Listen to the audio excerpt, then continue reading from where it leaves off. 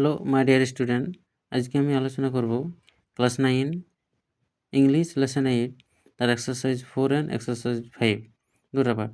সামনে এক্সাম, আশা করছি তোমরা উপকৃত হবে।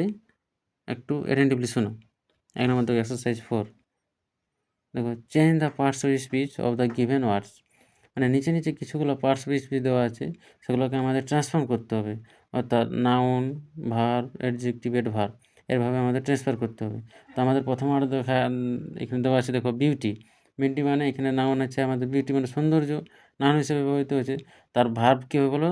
বিউটিফাই করা, অর্থাৎ এখানে সৌন্দর্য করা, কোনো কোনো জিনিসকে সৌন্দর্য করা বোঝাচ্ছে। এখানে ভার্ব মানে কোনো কাজ করা বোঝাচ্ছে, ক্রিয়া বোঝাচ্ছে। এখানে অ্যাডজেক্টিভ মানে বিশেষণ, অর্থাৎ কোনো নাউন বা প্রোনাউনকে বিশেষিত করবে। যেমন বিউটির ওই যে অ্যাডজেক্টিভ কী হবে? বিউটিফুল। যেমন সি ইজ বিউটিফুল গার্ল, সে খুব সুন্দর মেয়ে, মানে এখানে মেয়েটি কেমন? খুব সুন্দর। তারপর দেখো অ্যাডভার্ব। অ্যাডভার্বের শেষে আমরা আগেই বলেছিলাম যে অনেকগুলা মানে অ্যাডভার্ব মানে চিনার উপায়, ওই ওয়ার্ডের শেষে LLLY যোগ হয়, মানে সেখানে সাফিক্স যোগ হয়, ওয়ার্ডের শেষে যোগ হয় সাফিক্স। যেমন কী হবে? Adverb beautifully. তারপরে এবার 2 নম্বর দেখো, দ্বিতীয় নম্বর আছে আমাদের করতে, এখানে আছে আমার ডেঞ্জারাসলি, আমাদের অ্যাডভার্ব দেওয়া আছে, তার নাউন ফর্ম আমাদের করতে হবে। দেখো নাউন ফর্ম কী হবে? ডেঞ্জার মানে বিপদ, অর্থাৎ সাধারণ নাম বোঝাবে, কোনো ব্যক্তি বস্তুর উপরে সেটা নাম বোঝাবে। ডেঞ্জার মানে বিপজ্জনক কাজ। তারপরে এখানে ভার্ব, এবার ভার্ব দেখো, মানে ভার্ব কী হবে তাহলে? এন্ডেঞ্জার, অর্থাৎ ডেঞ্জারের আগে এন যোগ হয়েছে, অর্থাৎ প্রিফিক্স হয়েছে, সেখানে এন্ডেঞ্জার মানে বিপজ্জনক কাজ, মানে কাজটি খুবই মানে আর কি ভয়ানক। তো এবারে দেখো ডেঞ্জার, তার মানে অ্যাডজেক্টিভ কী হবে? অ্যাডজেক্টিভ মানে বিশেষণ। ডেঞ্জারাস মানে খুবই বিপজ্জনক, ডেঞ্জারাস মানে খুবই বিপজ্জনক, তো কাজটি ছিল খুবই বিপজ্জনক, ডেঞ্জারাস কাজ।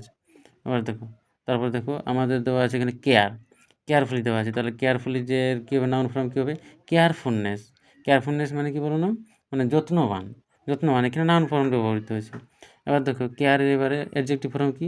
কেয়ারফুল মানে যত্ন সহকারে, মানে কাজটি যত্ন সহকারে করো, এভাবে মানে আর কি সেটা অ্যাডজেক্টিভ হিসেবে মানে বিশেষিত করছে আর কি, কেয়ারফুল ওয়ার্ক। আর তারপর দেখো অ্যাডভার্ব মানে কেয়ারফুলি, আর কী বললাম না, কতগুলো ওয়ার্ড আছে যেগুলো শেষে LLY যোগ হয়, এগুলো থেকে চিনতে হয় আমাদের, এগুলি অ্যাডভার্ব। তাহলে কী আছে? এখানে কেয়ারফুলি আছে মানে যত্ন সহকারে, যত্নবান। তারপর দেখো এখানে আরেকটা দেওয়া আছে কি? স্ট্রংলি। স্ট্রংলি এখানে দেখো অ্যাডভার্ব আমি বললাম ওয়ার্ডের শেষে LY যোগ হয়, তাহলে সেটা কী হবে বলো না? স্ট্রংলি দেখো আছে, এটা অ্যাডভার্ব, আমরা চিনতে পারলাম। এবার দেখো নাউন ফর্ম দেওয়া আছে স্ট্রেংথ। স্ট্রেংথ মানে শক্তিশালী, মানে মানুষটিকে এখানে বোঝাচ্ছে শক্তিশালী মানুষ। আর দেখো ভার্ব এখানে বোঝাচ্ছে ক্রিয়া, স্ট্রেংথেন মানে শক্তিশালী কাজ করা, কোনো কঠিন কাজ করা বোঝাচ্ছে এখানে স্ট্রেংথেন। তারপর দেখো অ্যাডজেক্টিভ মানে বিশেষণ, মানে মানুষটি খুবই স্ট্রং, মানুষটি খুবই শক্তিশালী, তাহলে এখানে মানুষটি কেমন? খুব শক্তিশালী। স্ট্রং মানে কি? শক্তিশালী বা বলবান। আশা করছি তোমরা বুঝলে। এবার দেখো এক্সারসাইজ 5 কী আছে দেখো, এখানে আছে তোমার rewrite the sentence changing the form of underline. কিছু কিছু ওয়ার্ডে, কিছু কিছু সেন্টেন্সে এই যে ওয়ার্ড দেওয়া আছে যেগুলোতে আন্ডারলাইন মারা আছে, সেগুলোকে রিরাইট মানে পুনরায় লেখো। অর্থাৎ যেটা আমাদের মানে করতে হবে, কেটে আছে দেখো চেঞ্জ ইন্টু অ্যাডজেক্টিভ, তো অ্যাডজেক্টিভ ফর্মে এনে সেটাকে পুনরায় লিখতে হবে আমাদের সেন্টেন্সে। দেখো আমি করে দিয়েছি খুব সুন্দর করে, আশা করছি বুঝতে পারবে। দেখো he is known for his honesty, সে তার তো সততার জন্য সে পরিচিত। নোন মানে জানা বা চিনা, সেকে তার সততার জন্য জানে, সে খুব সৎ ব্যক্তি। সেটার কী হবে? দেখো অ্যাডজেক্টিভ ফর্ম মানে বিশেষিত করবে। He is an honest man, সে ওই খুব হনেস্ট ব্যক্তি, সৎ মানুষ। তো মানুষটি কেমন? হনেস্ট, মানে তার গুণকে বোঝাচ্ছে, হনেস্ট মানে সৎ ব্যক্তি। অ্যান্ড নন ফর ইট, এবং তার সততার জন্যই তাকে জানে। নন ফর ইট এটার জন্যই তাকে জানে বা চিনে।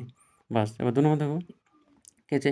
হি spoke sorry she spoke with kindness, সে নম্রতার সাথে কথা বলে, সে নম্রতার সাথে কথা বলেছিল। এটা কী করতে হবে? দেখো চেঞ্জ ইন্টু অ্যাডভার্ব মানে ক্রিয়া বিশেষণও করতে হবে।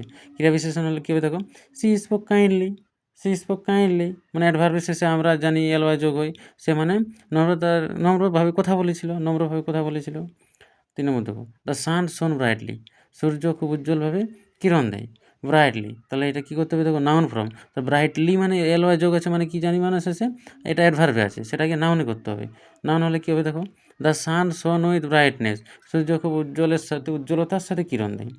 দ্য সান শোন উইথ ব্রাইটনেস উজ্জ্বলতার সাথে কিরণ দেয়।